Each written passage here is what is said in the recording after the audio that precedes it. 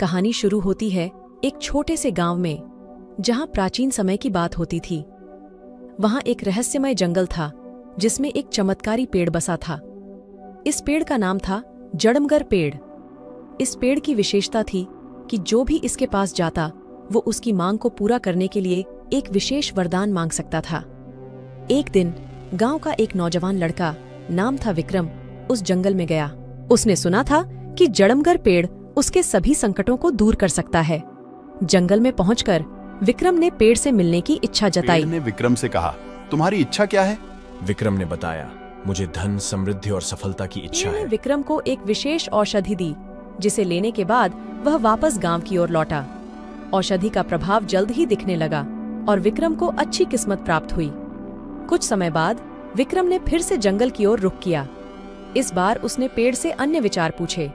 पेड़ ने पूछा, तुम्हारी इच्छा क्या है? विक्रम ने कहा, भगवान से मोक्ष चाहता हूँ।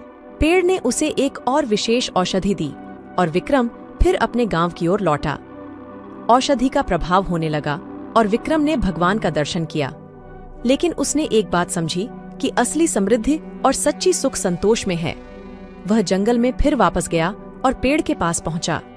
विक्रम ने पेड़ से कहा, मुझे संतोष और शांति की इच्छा पेड़ ने है। उसे समझाया कि सच्ची खुशी और सुख वहीं मिलता है जहां संतोष होता है। विक्रम ने समझ लिया और पेड़ की सलाह मानी। वह गांव में वापस गया और सबको संतोष और प्रेम से जीने का संदेश दिया। लोगों ने उसकी बातों में विश्वास किया और संतोष से जीने लगे। जंगल का वह चमत्कारी पेड़, जड़मगर पेड़, सभी की मांग को पूरा करता था, लेकिन सच्ची खुशी और संतोष का राज उसके संदेश में छिपा था। और इसी संदेश के साथ कहानी समाप्त होती है।